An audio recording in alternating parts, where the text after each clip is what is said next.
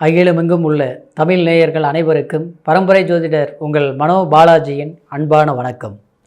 மிதுன ராசி நேயர்களுக்கு சனி பகவானின் வக்கர நிலை வரக்கூடிய ஜூன் மாதம் 29ஆம் தேதிங்க. சனி பகவான் உங்களுடைய ராசிக்கு 8ஆம் அதிபதியும் 9ஆம் அதிபதியும் 9ஆம் இடத்தில் இருக்கக்கூடிய சனி பகவான் வக்கர நிலை அடைய போகிறாருங்க.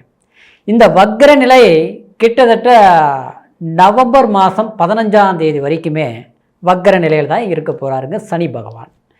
உங்களுடைய 9ஆம் அதிபதி 9ஆம் இடத்தில் இருந்து வக்கர நிலை அடையும் போது உங்களுக்கு இதனால் ஏற்படக்கூடிய நன்மைகள், யோகங்கள், சாதக பாதக அமைப்புகள் என்ன அப்படிங்கிறத பற்றி தாங்க இந்த பதிவில் இப்போ நம்ம பார்க்க போகிறோம். முதலாக பார்க்குறவங்களா இருந்தீங்கன்னா சப்ஸ்கிரைப் பண்ணி பெல் பட்டன் அழுத்தி ஆல் ஆப்ஷன் கொடுங்க. மிதுன ராசி நேயர்கள் அப்படின்னா புதனுடைய ஆதிக்கத்தில் பிறந்தவங்க, அன்பானவர்களுங்க, மற்றவங்களை ஏமாற்ற தெரியாது. குறிப்பாக சொல்ல போனோம்னா நீங்கள் உண்டு உங்கள் வேலையை உண்டுன்னு இருப்பீங்க. அதாவது யாருக்கிட்டையுமே சண்டை போட்டு ஜெயிக்கணும்லாம் நினைக்க மாட்டீங்க, அன்பால் சாதிக்கணும் தான் நினைப்பீங்க. ஆனால் அந்த மாதிரி இருந்தாலும் உங்களுக்கு கடந்த காலங்கள் உண்மையை சொல்ல போனோம்னா ஒரு 4-5 வருஷ காலகட்டமாகவே பலவிதமான சில இன்னல்கள், பலவிதமான சில சிரமங்கள் நீங்கள் அனுபவித்தது உண்டு.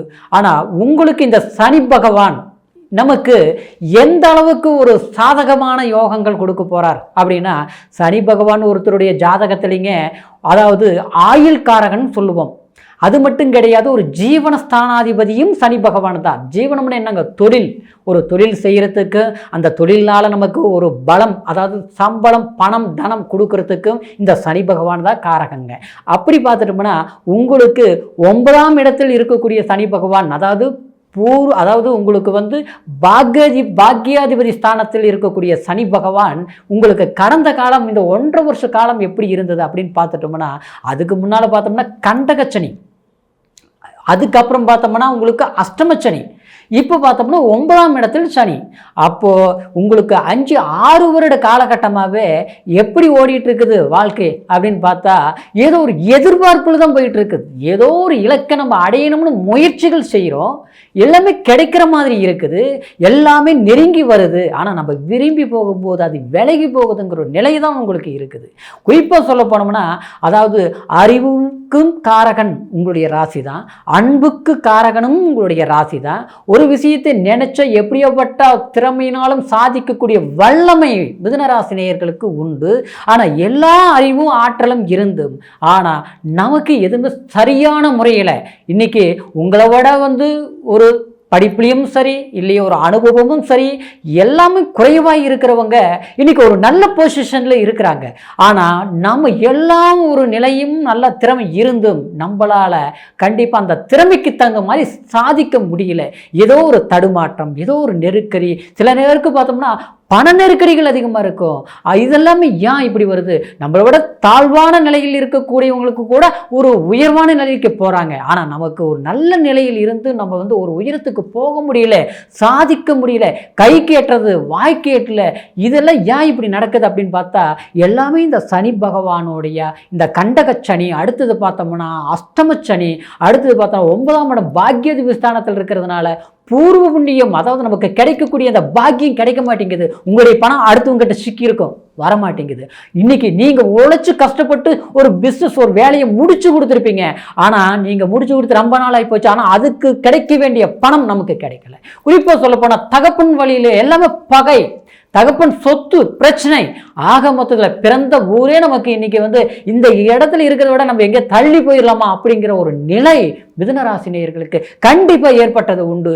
அது மட்டும் கிடையாதுங்க, இன்னைக்கு அன்புக்கு நீங்கள் ஏங்குவீங்க, பாசத்துக்கு நெருங்கி போவீங்க. ஆனால் எல்லாருமே உங்களை புரிஞ்சுக்காம விலக்கி வைக்கக்கூடிய ஒரு நிலைகள் எல்லாமே இருந்திருக்கும். ஆனால் இதில் இருந்து இந்த வக்ர நிலை என்னன்னா, எந்த ஒரு நல்ல பலன்கள் கொடுத்ததோ எந்த கிரகம் அது ரிவேர்ஸ் பலன் கொடுக்கக்கூடியது தான் வக்ரங்கிறதுங்க. அதாவது ரிவேர்ஸ், அதாவது ஆப்போசிட்.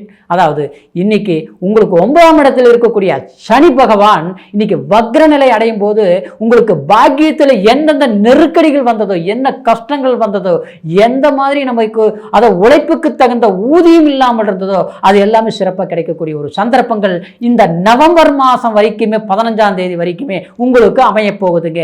எதிர்பார்க்காத ஒரு முன்னேற்றம் கிடைக்க போகுது. சிலருக்கு வந்து ஒரு வேலை இல்லாமல் இருக்கிறவங்க கண்டிப்பாக வேலை வாய்ப்பு அமையுங்க. வேலையில் பிரச்சனை இருக்குதுன்னு சொல்கிறவங்களுக்கு பிரச்சனைகள் தீரும். சிலர் வந்து நான் தூர பிரயாணங்கள் ரொம்ப கஷ்டப்பட்டு வெளியூர் வந்துட்டுங்க, வெளிநாடு வந்துட்டு, ஆனால் இங்கே பார்த்தாலும் வேலை சரியான முறையில் அமையல, நல்லா போயிட்டு இருந்தது, பிரச்சனைகளாக இருக்குது, சிக்கலாக இருக்குது, கொஞ்ச நாள் நல்லா இருக்கிற மாதிரி இருக்குது, மறுபடியும் பார்த்தா பிரச்சனை ஏதோ ஒரு விதத்தில் ஆரம்பமாகிருதுங்க, என்னன்னே தெரியலைங்க, மனசுக்கு ரொம்ப கஷ்டப்படுற மாதிரி இருக்குதுங்க.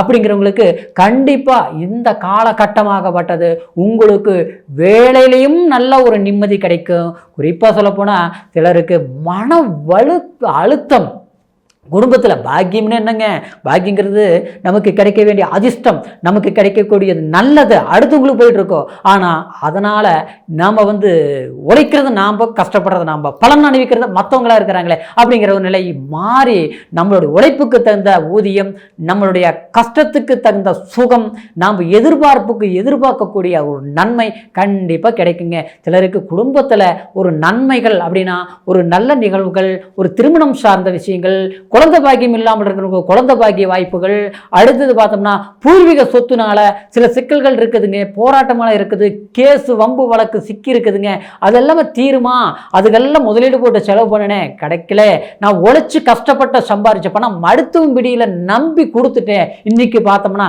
பகையாக நினைக்கிறாங்க, கேட்டால் சண்டை வர்ற மாதிரி இருக்குது, சமாதானம் வர மாதிரி இல்லை அப்படின்னு நினச்சி இருக்கக்கூடியவங்களுக்கு கண்டிப்பாக நம்மளுடைய பணம் எங்கே சிக்கினாலும் அது வந்து சேரும். அதே சமயம் நமக்கு வந்து உறவு முறையிலையும் நம்மளை வந்து வெறுத்து இன்னைக்கு வந்து வேற்றுமையாக பார்க்குறவங்களுக்கு முன்னால் கண்டிப்பாக நீங்கள் வாழ்ந்து காட்டுறது மட்டும் இல்லை, அவங்களே தேடி வரக்கூடிய சில அண்ணன் தம்பி உறவு முறையில் பகையாகி இருக்கும், சங்கடங்கள் வந்து இருக்கும், பெற்றவங்க கிட்டேயே கூட நல்ல பேர் வாங்குறது கஷ்டம். ஏன்னா நாம் வந்து எல்லாம் வேணும்னு நீங்கள் எல்லாமே கொடுத்துருப்பீங்க, எல்லாமே பார்த்துருப்பீங்க, அவங்களுடைய கஷ்டம் தன்னுடைய கஷ்டமாக நினச்சி நீங்கள் வாழ்ந்துருப்பீங்க. ஆனால் எல்லாமே பண்ணாலும் இன்றைக்கி வந்து நாம் ஏதோ ஆகாதவங்க மாதிரி ஒதுக்கி வச்சுருப்பாங்க. இன்றைக்கி யார் அவங்கள வெறுத்தாங்களோ அவங்கக்கிட்ட நல்ல உறவாக இருப்பாங்க, நாம் நெருங்கி வந்து அவங்களுக்கு நல்லது செஞ்சுருப்போம், ஆனால் நம்மளை பார்த்து இன்றைக்கி வெறுப்பாக நடந்துக்குவாங்க. இதனால் உங்கள் மனசு கஷ்டப்படுற மாதிரி இருக்கும். கண்டிப்பாக கஷ்டப்பட தேவையே இல்லை. உங்களுடைய புரிஞ்சிக்கக்கூடிய ஒரு காலமாக வரக்கூடிய இந்த சனி வக்ர பகவானுடைய பெயர்ச்சி நிச்சயமாக உங்களை அறிஞ்சு உங்களை புரிஞ்சிக்கக்கூடிய வந்து ஒரு சந்தர்ப்பங்கள் அமையும். அதே நேரத்தில் உங்களுக்கு அதாவது சில வீடு கட்டலாம்னு நினைக்கிறவங்க ஏற்கனவே கட்டி முடிச்சுங்க, சரியாக கட்டி முடிக்க முடியல, பாதிலேயே நின்று போச்சு, ஒரு லோன் எதிர்பார்த்தேன் கிடைக்கல, கடன் நெருக்கடிகள் வந்து சித்திரவதையாக இருக்குது, சிரமமாக இருக்குது, இதிலிருந்து நம்ம மீண்டுறதுக்கு ஏதாவது ஒரு லோன் கிடைக்குமா, இல்லை ஏதாவது நம்பிக்கைக்குரிய ஒரு இடத்துல கொஞ்சம் அமௌண்ட் வந்ததுன்னா அதை வாங்கி இதெல்லாம் இது பண்ணிவிட்டு நம்ம ஏதோ சம்பாரிச்சு இந்த கடன் எல்லாம் மெதுவாக கட்டிக்கலாம், அதாவது யாருக்கிட்டையும் கெட்ட பேர் வாங்கக்கூடாதுன்னு நினச்சிட்டு இருக்கிறேங்க அப்படின்னு நினச்சி முயற்சிகள் எடுத்து இது வரைக்கும் முடியாமல் இருக்கிறவங்களுக்கு கண்டிப்பாக இந்த சனி பகவானுடைய வக்ர நிலை உங்களுக்கு சாதகம் 100% வேலை செய்யக்கூடிய அமைப்பு இந்த வக்ர பெயர்ச்சி உங்களுக்கு சாதகமான அமைப்புங்க. அப்படிங்கிறதுனால குழந்தைங்களுக்கும் சரி, அவங்களுக்கு கல்வி நல்ல ஒரு கல்வி கொடுக்கும், நல்ல அவங்களுக்கு தேவையான ஒரு கல்லூரியில் படிக்க வைக்கக்கூடிய சந்தர்ப்பங்களுக்குள்ள அமையும். பண நெருக்கடிகள் இருந்தாலும் கண்டிப்பாக அந்த பண நெருக்கடிகள் கொஞ்சம் கொஞ்சமாக தீரும். அதனால் முயற்சிகள் பண்ணுங்க. படிச்சுட்டு இருக்கிற குழந்தைங்களுக்கு அதாவது மிதன ராசியில் நிச்சயமாக வந்து கவனம் மறதி ஏற்பட்டிருக்கும், படிப்பில் வந்து நல்லா படிப்பீங்க, ஏதோ ஒரு எக்ஸாம் எழுதுகிற நேரத்தில் கொஞ்சம் எல்லாமே வந்து குறைஞ்ச மாதிரி இருக்கும், நல்ல மார்க் வருமா என்னமோ பயமாக இருக்குது அப்படின்னு நினச்சி ஒரு நம்ம எதிர்பார்க்குற காலேஜ் நல்லா கிடைக்குமா, நம்ம எதிர்பார்த்த படிப்பு படிக்க முடியுமா அப்படிங்கிறவங்களுக்கு நல்ல நீங்கள் எதிர்பார்க்கக்கூடிய ஒரு படிப்பு, நல்ல கல்லூரி, அதே மாதிரி படிப்பு முடித்தவங்களுக்கு ஒரு நல்ல வேலை வாய்ப்பு அமையக்கூடிய ஒரு காலகட்டமாக இருக்கிறதுனால மிதுன ராசி நேயர்கள் பொறுத்த வரைக்கும் நீங்கள் கடினமான முயற்சிகள் கண்டிப்பாக வந்து நமக்கு கிடைச்சிரும், இது நடந்துரும் அப்படின்ட்டு முயற்சிகள் எடுங்க. கண்டிப்பாக நல்ல விஷயங்கள். இந்த சனி பகவானுடைய வக்ர பெயர்ச்சி ஆயுள்காரகன் சொல்லக்கூடிய ஜீவன் காரகன் சொல்லக்கூடிய சனி பகவான், சனி கொடுத்தால் யார் கெடுப்பார், யார் தடுப்பார், பழமொழி சொல்கிறது மாதிரி கண்டிப்பாக சனி பகவான் உங்களுக்கு நல்ல பலன்களை அள்ளி கொடுக்கக்கூடிய காலமாக இருக்கிறதுனால முயற்சிகள் எடுத்து முன்னேற வழியை பாருங்கள். கண்டிப்பாக நீங்கள் பயணிக்கக்கூடிய பயணம் உங்களுக்கு வெற்றியின் பயணமாக இருக்கும் மிதுன ராசி நேயர்களுக்கு. சரிங்களா?